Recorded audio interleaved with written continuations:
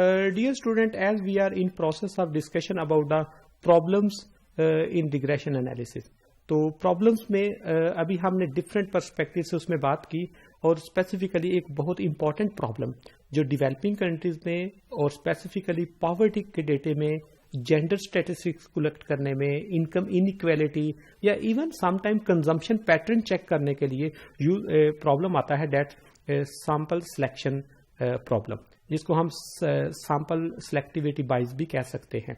कि जब हमारी फाइंडिंग्स आती हैं तो हम देखते हैं कि हम कहीं सैंपल में बाइस तो नहीं हो गए in the process of selection.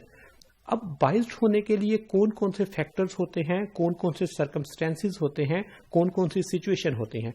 Like in case of developed and developing country, developed country में आपने किसी इंडिविजुअल से किसी टॉपिक पे किसी एरिया से इंफॉर्मेशन लेनी हो तो आपके लिए कोई प्रॉब्लम नहीं होगा, क्योंकि रूरल और अर्बन एरिया में बहुत ज्यादा डिस्क्रिमिनेशन नहीं होगी। But in case of developing countries like Pakistan के बहुत सारे ऐसे एरियाज होंगे जहां पर आपको जेंडर स्टैटिस्टिक्स लेने में प्रॉब्लम्स आते हैं। आप उन एरियाज को ऑटोमेटिकली एक्सक्लूड कर देते हैं फ्रॉम योर सैम्पलिंग।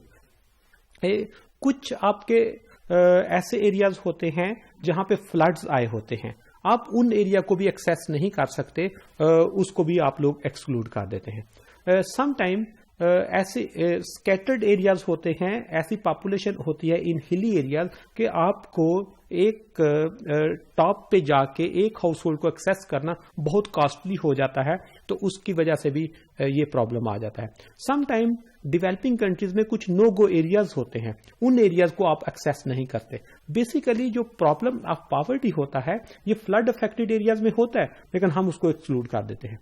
ये नो गो एरियाज में प्रॉब्लम होता है, लेकिन हम उसको एक्सक्लूड कर देते हैं।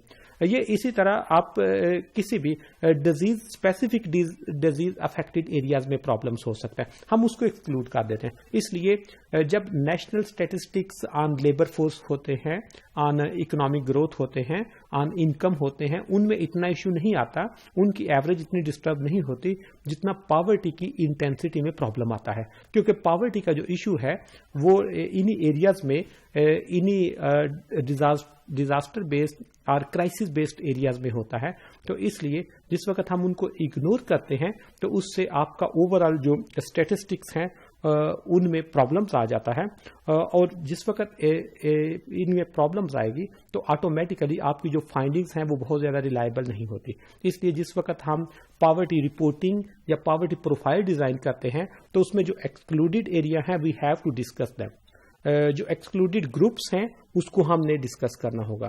पॉलिटिकल इंस्टेबिलिटी की वजह से कुछ एरियाज को आप एक्सेस नहीं कर सकते, उसको आपने हाईलाइट करना होगा।